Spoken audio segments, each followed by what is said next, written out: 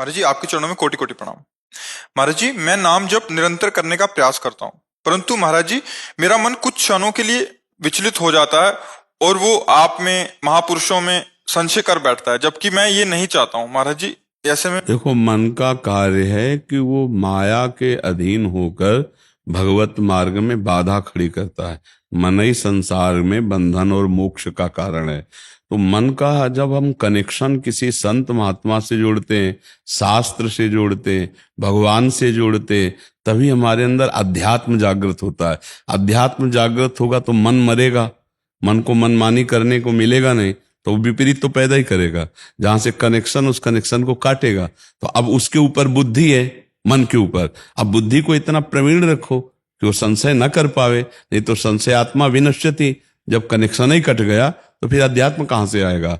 अगर संत में, गुरुजनों में, भगवान में, शास्त्रों में, वाणी में, गुरुवाणी में विश्वास नहीं तो फिर आप चल कैसे पाओगे? मन का काम है संशय पैदा करना। आप उसको बुद्धि के द्वारा शासन में लीजिए।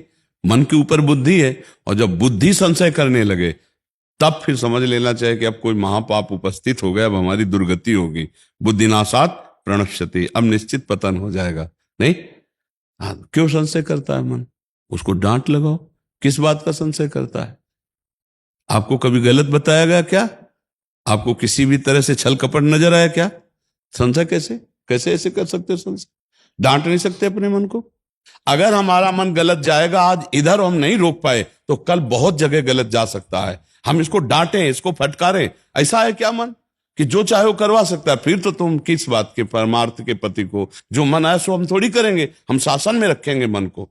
अगर हमारा मन भगवान पे अविश्वास करता है, शास्त्र पे अविश्वास करता है, संतों पर, गुरुवाणी पे अविश्वास करता है, हम इसको डांट लगाएं, इसको शासन में रखें, इसकी बात थोड़ी माननी है हमें। उदास थोड़ी हो जाना है। ये तो क्या क्या सोचता है, ये तो भगवान पे सोच जाए गलत कि जैसे मैं दिन भर आपका राधे राधे कहता हूँ जी। टीवी पे देखता रहूँ, घर पे भी और वहां भी, दुकान में भी जी तो मैं 24 घंटे में मैं यही देखता रहता हूँ जी। तो कभी कभी कोई प्रश्न ऐसा है 2 बार आ जाता है आपका, तो उसमें संशय करने लगता है कि महाराज जी ने ये बात वहां कही थी और यहाँ भी कह रहे हैं। समझो, एक बात समझना यहां, जैसे एक आदमी है, वो गृहस्थी में है, और गृहस्थी में अभी परमार्थ का प्रारंभ हुआ है, तो उसको हम दूसरा उपदेश करेंगे उसी प्रश्न का। एक आदमी परमार्थ में अच्छा प्रवेश पा रहा है, तो जो उसको उपदेश किया तो उससे विपरीत उपदेश उसको होगा। उसको घोर वैराग्य का उपदेश, जहां परमार्थ में उससे ऊपर उठाने का उपदेश। तो वही उपदेश, एक ही प्रश्न के 2 उपदेश नहीं, 100 उपदेश हो सकते हैं। अब आपको देखना है कि आपकी स्थिति कहां है। स्थिति के अच्छा देखो, बुखार कितनी तरह का होता है समझते हो ना? क्या एक ही टेबलेट डॉक्टर सबको देता है? बुखार की भी एक सीमाएं होती हैं, बुखार के भी प्रकार होते हैं। टाइफाइड है, मलेरिया है, साधारण बुखार है, उसको वैसे देना है। अब वो साधारण अभी भक्ति में प्रवेश पा रहा है, और उसके लिए बिल्कुल साधारण उत्तर होगा। और एक असाधारण स्थिति की तरफ जा रहा है, उसी प्रश्न का उत्तर उसके लिए बहुत कठिन होगा। जैसे छोटा बच्चा जब स्कूल जाता है, गोली डंडे लिखता है, तो मास्टर कहता है शाबाश शाबाश, लेकिन साल भर वही लिखता रहे तो चपत जमाएगा। 1 साल से आ रहा है, अभी गोली डंडा ही खींच रहा है। समझ रहे हो ना? तो परमार्थ का विस्तृत स्वरूप है। एक ही प्रश्न के सैकड़ों उत्तर हो सकते हैं।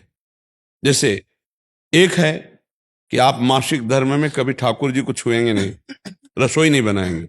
अब एक है अखंड ब्रह्मचारी है, कभी किसी पुरुष का स्पर्श नहीं किया, ठाकुर सेवा विराजमान किए, संसार से कोई मतलब नहीं, और उसके लिए कह देंगे स्नान करके आप ठाकुर सेवा करो। अब आप कहोगे एक स्त्री को तो कह दिया ऐसा, और एक स्त्री को, वो पति स्वीकार करके गृहस्थ धर्म में रह रही है, उसके लिए वो नियम लागू है। और जिसने अपने जीवन को भगवान में अर्पित कर दिया, संसार के भोग नहीं स्वीकार किए, और वो ब्रह्मचारिणी, विरक्त, भगवान नाम जापक, अब तो ऐसे चल। योग्य अधिकार सामने वाले उपासक के अनुसार उत्तर दिया जाता है। तो तुम्हारे हृदय में जब 4 उत्तर एक ही प्रश्न के, तो सोचना चाहिए 4 प्रकार के अधिकारी हैं। एक ही उत्तर, कभी देखा है डॉक्टर एक ही दवा सबको देता रहे? अलग अलग है, नहीं है? अलग अलग बीमारी है, अलग अलग स्थिति, बीमारी की स्टेज अलग अलग है। ऐसी साधना की है प्रारंभिक साधना। तो चिंता मत कर, तुम जो कुछ कर रहे हो करते रहो, साथ में राधा राधा जपना शुरू कर दो। अब एक आया साल भर से लगा हुआ है, क्या होगा? तेरे आचरण तो शुद्ध होने चाहिए ना, ये छोड़ ये छोड़ ये छोड़ ये, तो कुछ नहीं होगा। अब एक वो उपदेश एक ये उपदेश, उसको लगाना है और इसको उठाना है। अब एक आया जो सब कुछ छोड़े हुए है, तो अब क्या है, इतने से कुछ हो जाएगा? तुम्हारे दिमाग में हर समय भगवदाकार वृत्ति रहनी चाहिए, एक सेकंड के लिए भी विस्मरण नहीं होना चाहिए। और एक से कह रहे, अगर 24 घंटे में 24 मिनट भी तुम जप लोगे तुम्हारा मंगल हो जाएगा। और एक से कह रहे, तुम निरंतर जपते हो लेकिन तुम्हारी तन्मयता होनी चाहिए, नहीं तो कुछ काम नहीं बनेगा। अब आपको लगेगा इसके लिए तो कह रहे कुछ काम नहीं, उससे कह रहे 24 मिनट, उसको उठाना है और इसको डुबोना है, प्रभु में एकदम डुबोना है। तो अलग अलग अधिकारानुसार, भक्ति के सामर्थ्य के अनुसार उसको उपदेश दिया जाता है कि इसके हृदय में कितनी भक्ति है, इसके हृदय में कितनी भक्ति है। समझ पा रहे हो कि नहीं समझ पा रहे? नहीं, वो बात बताओ जो तुम्हें संशय किया हो कि एक प्रश्न का उत्तर ये और उसी प्रश्न का उत्तर ये, तो देखो अधिकार 2 निकल आएंगे। बोलो आप। जैसे प्रभु हमने सब कुछ आपको मान रखा है, नहीं, हमें मत मानो, हमारी बात को मानो। मैं जो आपकी बात है मैं उसी पे एक बात हमारी समझ लो कि अधिकारानुसार सैकड़ों उत्तर एक ही प्रश्न के हो सकते हैं, सैकड़ों उत्तर, क्योंकि सामने वाले अधिकार के अनुसार उत्तर दिया जाता है। वो किस कोटि का अधिकारी है, किस कोटि से चल रहा है, वैसा उसको उत्तर दिया जाता है। और वो उत्तर गलत नहीं होगा। कभी कोई उत्तर पकड़ के लाना मनमुखी उत्तर नहीं हो सकता। तस्मात् शास्त्रम प्रमाणम थे। अगर जीवन में अगर बात मान लो तुम्हारा उत्थान ना हो जाए तो हमें बताना। पर एक ही प्रश्न के हजारों उत्तर होंगे, आप ये समझ लीजिए, क्योंकि अधिकारी के अनुसार उत्तर होता है। अब कोई संत प्रश्न करे तो उसका अलग उत्तर होगा, कोई गृहस्थ प्रश्न करे उसका अलग उत्तर हो, और कोई बालक प्रश्न करे उसका अलग उत्तर होगा।